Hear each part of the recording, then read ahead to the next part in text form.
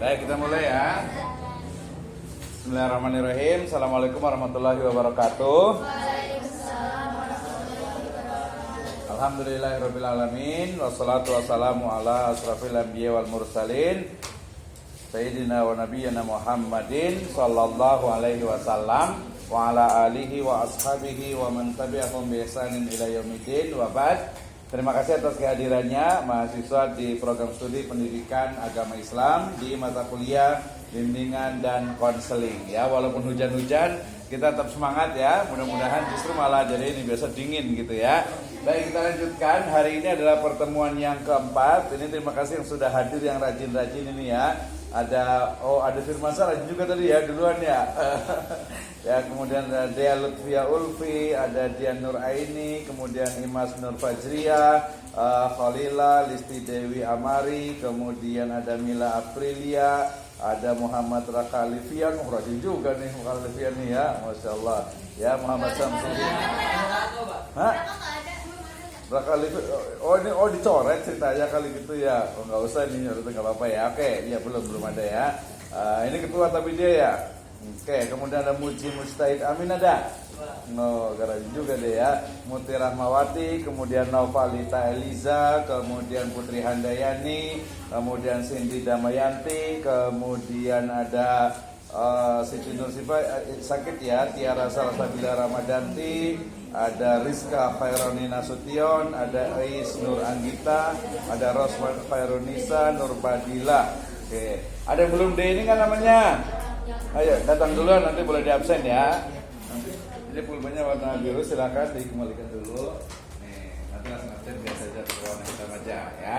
Baik, terima kasih. Kita lanjutkan ya. Di pertemuan yang keempat kita akan bahas tentang karakteristik dari objek dan juga subjek bimbingan dan konseling ya.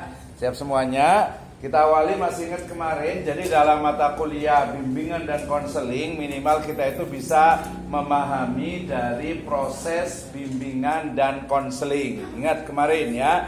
Jadi salah satu dari tugas guru ya, selain dia sebagai tenaga pendidik juga menjadi konselor ya, artinya orang yang mengkonseling dari konseli atau peserta didiknya ya. Sebenarnya ini mata kuliah ini menurut saya sangat penting sekali, bukan hanya di guru tetapi juga dalam kehidupan sehari-hari ya kan. Ya pasti, coba di sini siapa yang biasanya itu suka jadi teman curhat temannya? Oh, teman curhat temannya gitu ya.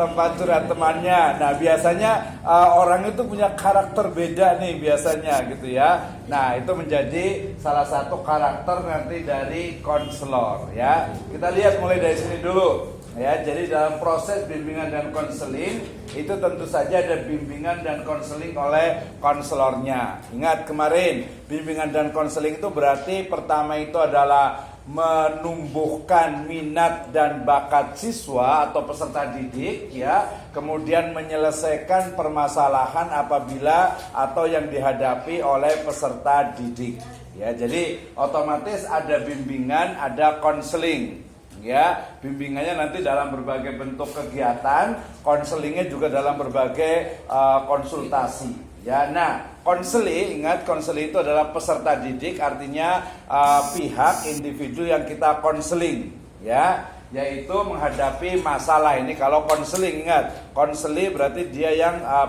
memiliki masalah, yaitu peserta didik dalam konsep di pendidikan atau di sekolah. Kemudian tujuannya apa? Ya menyelesaikan masalah. Ya apalagi zaman sekarang pasti banyak banget, banyak sekali permasalahannya. Nah, nanti kita mungkin bisa bertanya ke guru BK gitu ya, atau mungkin juga bisa membaca juga jurnal atau tulisan gitu yang menjelaskan tentang berbagai permasalahan yang dihadapi oleh ya siswa atau peserta didik.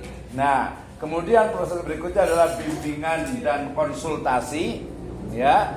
Kemudian juga selesaikan masalah yang dihadapi. Ini adalah, silakan. Ya, ini adalah proses bimbingan dan konseling yang ada di setiap sekolah. Oke, silakan lanjut.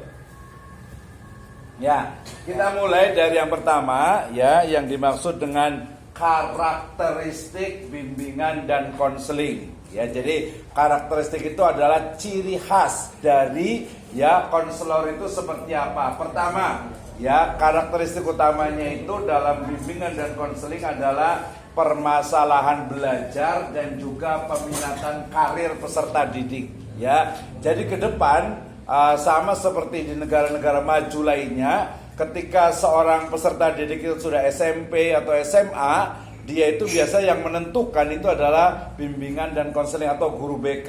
Kenapa? Karena dia tahu bahwa anaknya itu seperti ini laporannya, mungkin orangnya itu pendiam, mungkin orangnya banyak berbicara, kemampuan dari belajarnya, mata pelajarannya, peminatannya itu masing-masing sudah diketahui. Ya, sehingga kemudian ya guru BK ke depan itu akan memiliki peran yang sangat penting. Dan yang pasti guru BK itu harus memiliki banyak pengetahuan tentang psikologi dan juga teori-teori tentang minat dan baca atau minat dan bakat.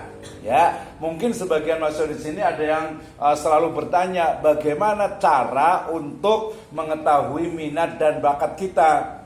Nah, seperti itu ya. Nah, ingat minat dan bakat, masuk. Kadang-kadang itu dia hanya ya 40 sampai 60%. Bahkan kalau sifat dasar itu adalah hanya 20%. Bisa jadi ya mungkin mahasiswi atau mahasiswa yang di sini yang di kelas ini mungkin kalem gitu ya, tidak terlalu banyak bicara, diam, prestasinya juga mungkin biasa saja gitu ya. Tapi ketika dia sudah lulus karena keadaan misalnya memaksa dia untuk untuk harus aktif, harus bisa berbicara, akhirnya dia pun bisa menjadi seorang misalnya itu tokoh masyarakat. Ya, anak sekolah juga sama, ya peserta didik juga sama. Jadi ini pentingnya nanti konselor itu harus melihat ya setiap siswa, setiap mahasiswa itu sesuai dengan potensinya masing-masing. Ya, kalau ada yang bilang misalnya, aduh Pak, saya kayaknya nggak punya potensi deh, saya nggak tahu juga mau jadi apa ke depan, gitu ya. Ya nggak apa-apa, jalani saja. Tapi nanti kita akan tahu kira-kira apa aktivitas itu yang kita itu suka, yang kita itu senang dan itu positif dan membawa kepada kebaikan.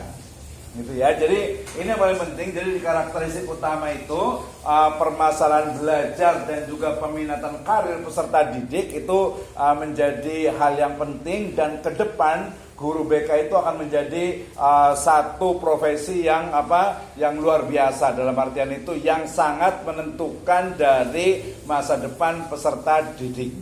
Itu yang pertama. Kalau sekarang di Indonesia ini masih, apalagi yang di sekolah swasta, mohon maaf nih ya, di sekolah swasta biasanya tuh guru BK ya cuman paling kalau ada masalah gitu ya, kemudian ke guru BK gitu kan ya, kemudian nanti kalau mungkin ada yang berkelahi atau mungkin ada yang dibully dan sebagainya baru ke guru BK. Padahal bukan hanya itu. Ya, bukan hanya itu, tapi bagaimana membuat sebuah program agar mengetahui minat dan bakat dari masing-masing peserta didik.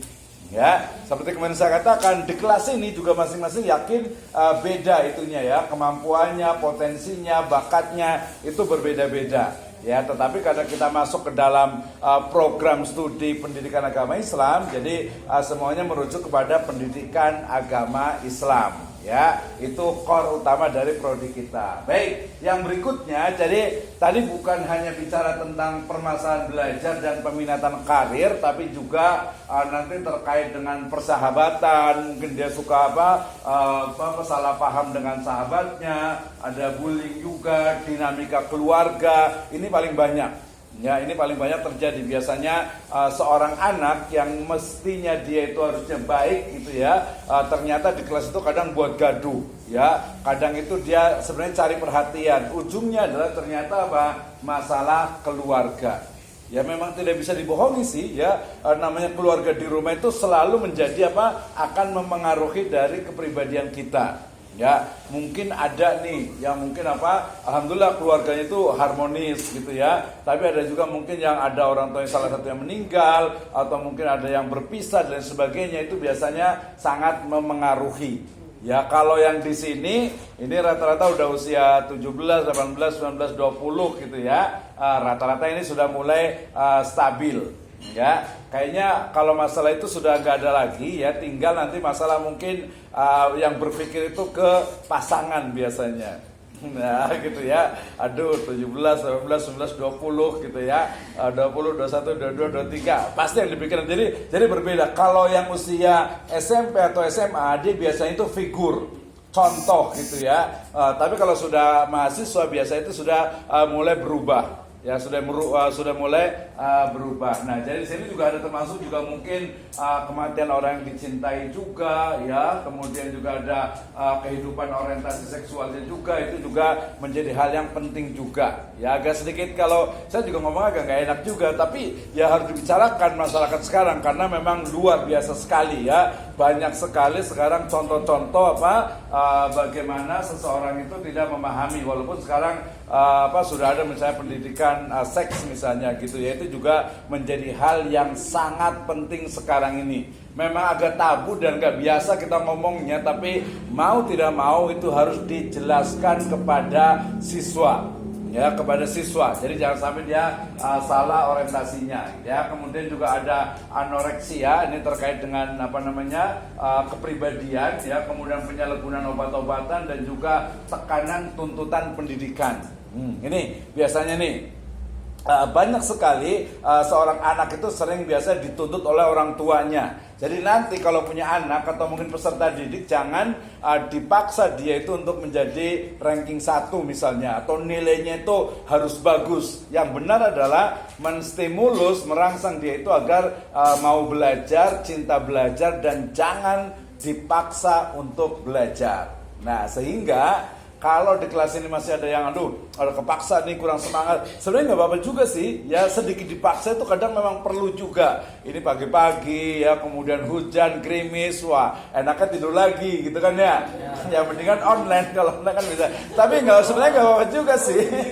Yang minta online juga nggak apa-apa juga. Kalau saya fleksibel, tapi memang yang paling penting itu adalah semangat, keinginan kita itu untuk belajar. Nah, yang paling penting yang dari kemarin belum belajar dengan baik itu adalah learning by Ya, by doing bisa juga, by teaching juga bisa juga, atau by question, ya, dengan bertanya.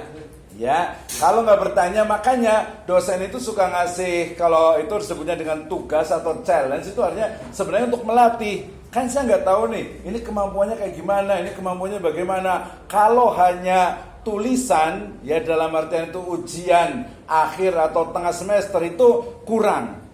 Ya makanya di sini kita lihat dari sisi kehadiran. Ya itu harusnya dinilai lah, yang hadir rajin kan itu juga menunjukkan salah satunya. Ya kemudian juga mungkin nanti dari sisi yang bertanya, nanti yang banyak tanya itu biasanya saya ingat orangnya biasanya itu, walaupun namanya nggak ingat gitu ya, paling biasa nanti terakhir saya catat namanya itu ya, karena bertanya itu salah satu juga cara untuk mengetahui. Jadi jangan malu untuk bertanya, jangan juga nanti saya kalau ditanya, wah saya berarti tell me ini, saya kayaknya kurang mungkin dianggap saya kurang paham atau apa, tidak. Justru dengan bertanya itu bisa meningkatkan kemampuan. Terus nanti tadi ada tugas juga, silakan ya, untuk juga membuat kayak semacam presentasi, kemudian juga mungkin ada kayak semacam visiting ya, mungkin juga di sebenarnya di YouTube, di media sosial itu sudah sangat banyak sekali.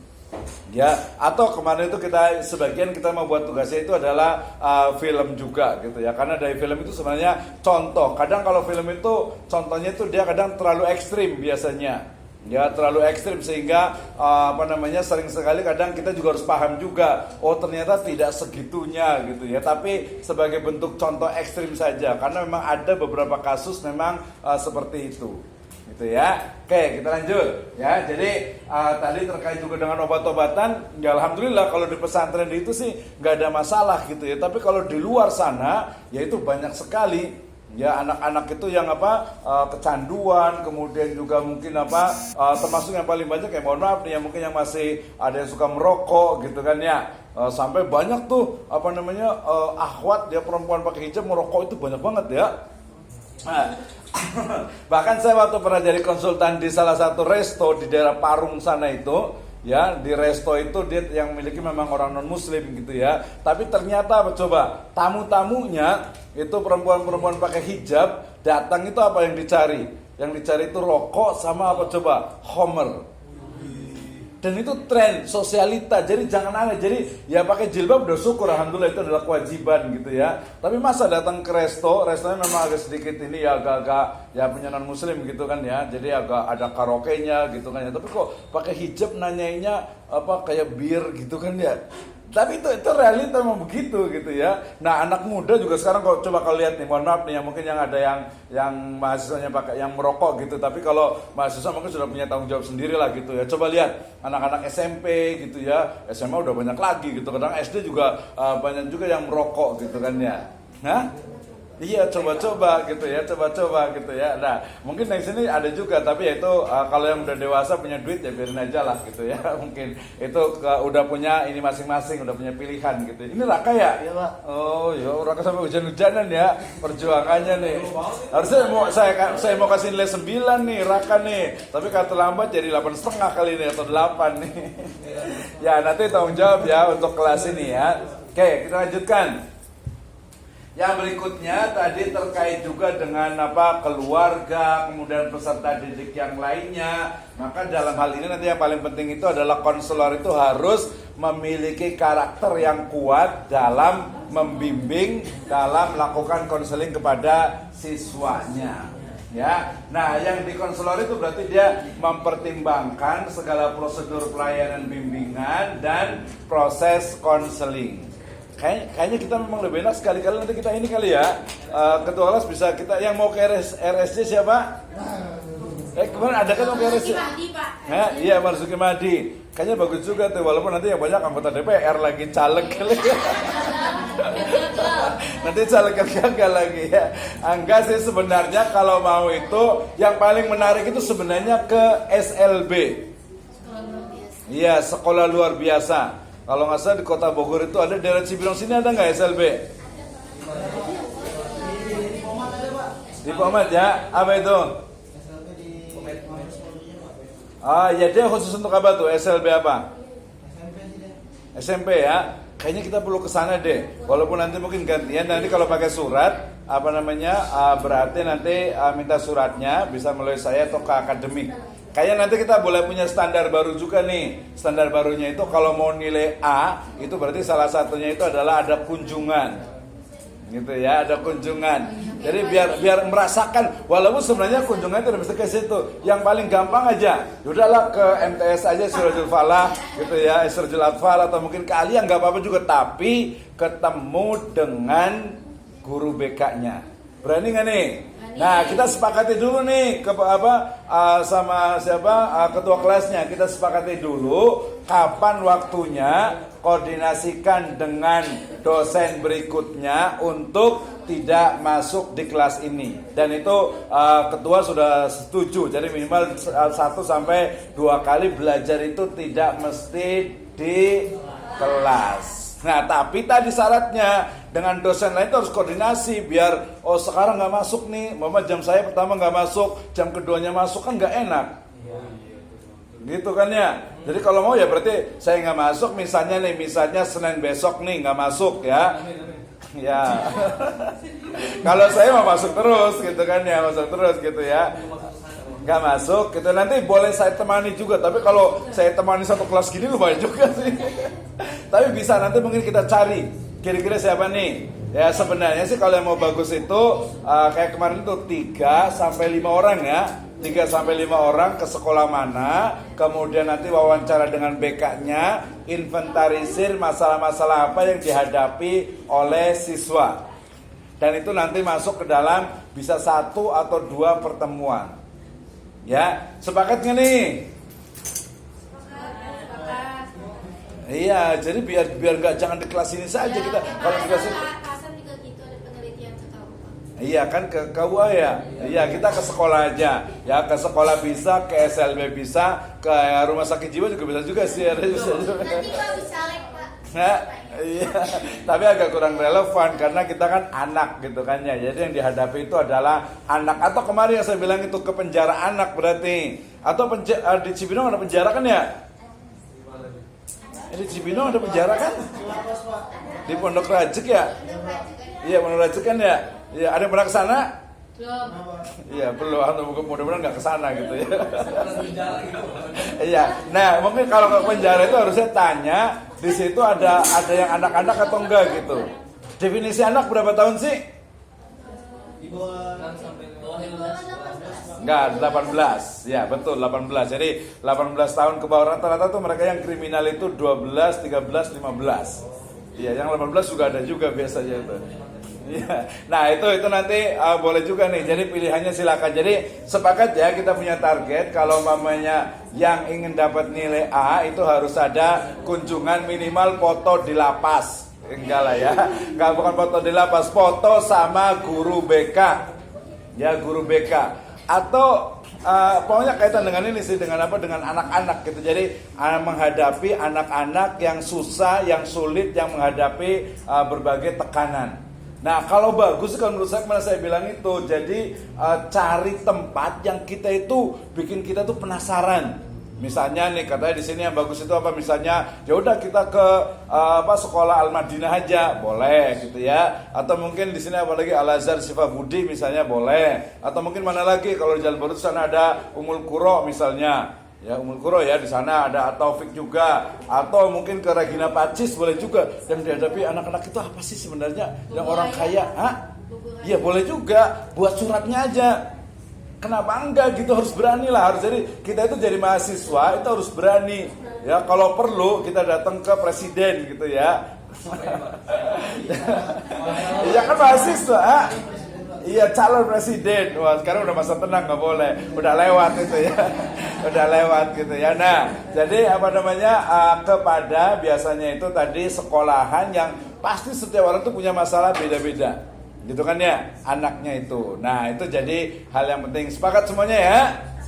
Ada pertanyaan nggak tentang ini? Harus langsung action nih kalau bisa. Kalau mau Pak Ketua kelasnya ini, Pak Ketua kelas ya. Pak Ketua kelas nih Senin besok nggak apa-apa. Kita libur, tapi syaratnya tadi dosen yang lainnya juga dikondisikan ya, biar bisa bareng-bareng. Ya, saya ke mata kuliahnya apa sih?